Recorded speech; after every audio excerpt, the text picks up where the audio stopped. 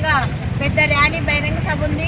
ఆ బహిరంగ సభకి ఎక్కువ సంఖ్యలో పాల్గొని జయప్రదం చేయాల్సిందిగా కోరుతూ ఈ ర్యాలీ ఉద్దేశం కూడా అదే. ఇందాక చిన్నపిల్లల నృత్యాలు కూడా చూశారు. కదిలిరా ఓ మహిళ, ఆకాశంలో సగం మనం, తారల్లో సగం మనం, ప్రపంచంలో సగం మనం, ప్రతి మనిషిలో సగం.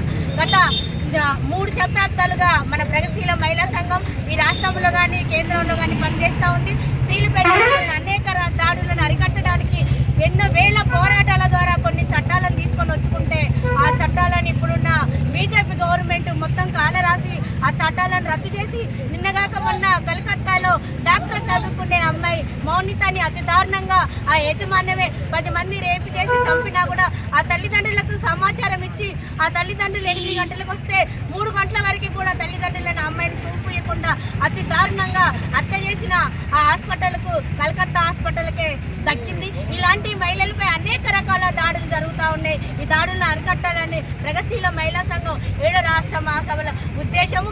దేశంలో కానీ రాష్ట్రంలో కానీ తీసుకొస్తున్న 2 తెలంగాణ కానీ ఆంధ్ర కానీ మన బీజేపీ గవర్నమెంట్ కానీ ఈ చట్టాలను రద్దు చేసే విధంగా మా మహిళా సంఘం ఎప్పటికీ పోరాడుతూనే ఉంటుంది, ముందు భాగంలో ఉంటుంది.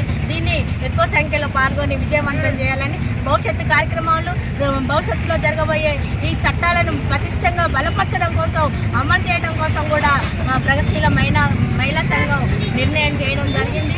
ఈ కార్యక్రమాలని ముందుకు తీసుకుపోవాల్సిందిగా కోరుతున్నాను.